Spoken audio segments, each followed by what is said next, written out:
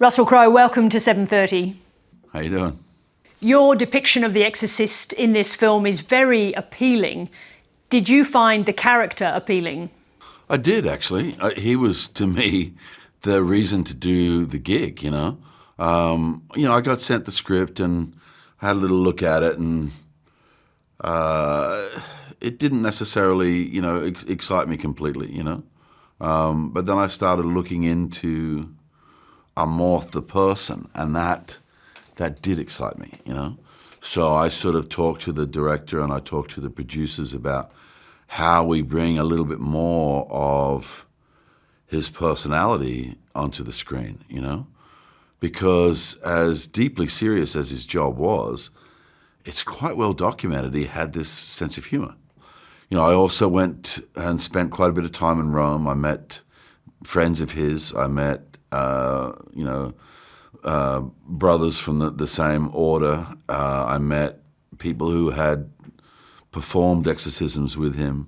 One guy in particular who'd done 160 or something with him, And I started to just really get welded on to the man, Were you attracted to him because he was an iconoclast, something of a troublemaker inside the Vatican? Well, I see, you call him troublemaker, and I think of him as somebody who just couldn't help but tell the truth. Which might make you a troublemaker in the Vatican. Certain organizations, that can definitely put you under the banner of troublemaker, But I don't think that was ever his intention.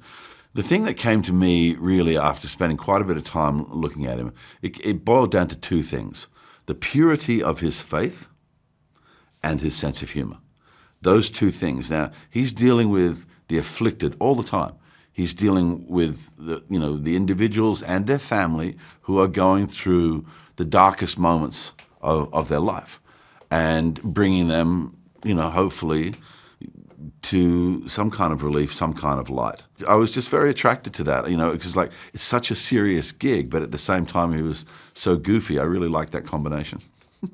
He was a fervent believer in the existence of the devil. Could you get your mind around that belief? Well,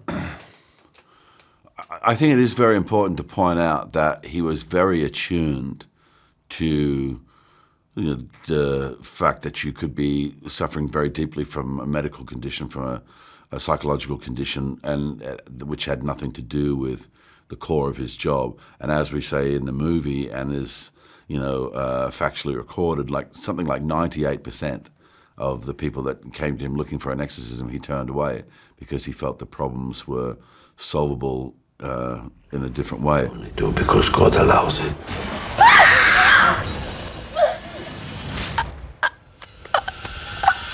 Did he allow that?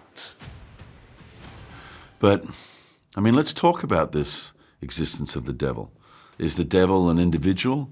The same way that some people would like, God to be sitting on a white cloud with a long flowing beard. Or is it something else? Because I don't think there's anybody that would say that evil doesn't exist in our lives. Amorth was a big fan of the original film of The Exorcist. Are you a big fan? I hated that movie with a passion. I saw it in 1978. I was 14. It scared the living daylights out of me. And I saw it way after it had come out. I saw it on a sort of re-release like used to happen back in the day, in Auckland, New Zealand. And I was sitting in a theatre, and about halfway through the film, some jolly japester of a theatre worker thought it was a great idea to start banging the roof of the theatre with a broom. And 400 or 500 of us in that theatre that night didn't appreciate his sense of humour. I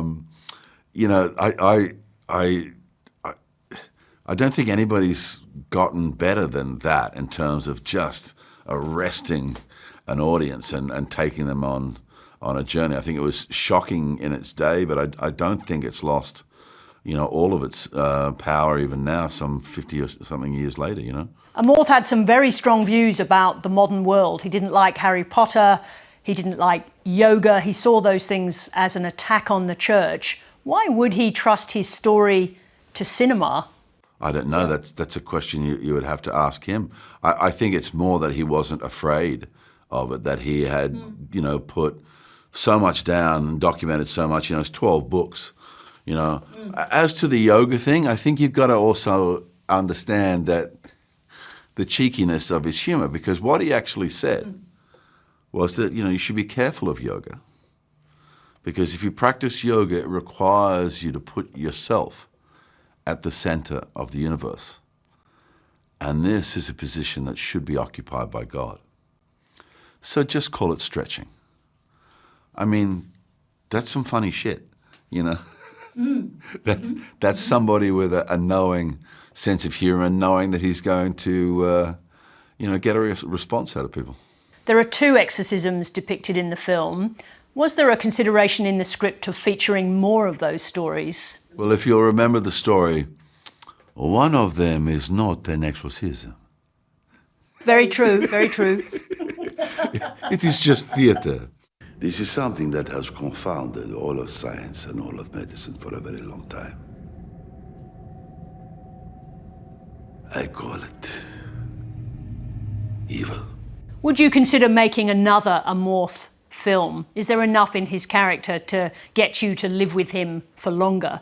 I think the way that they've allowed me to set the character up, I would be perfectly comfortable, but I think that a stronger and deeper drill bit is required if we're going to go and do it again. Because it's all right, you can get away with what we've done, I think, the first time around, It's a piece of entertainment. We take people on the journey. We introduce them to the idea of this somewhat profane man of God, and take them to a certain point. But, that's we're at the beginning of scratching the surface.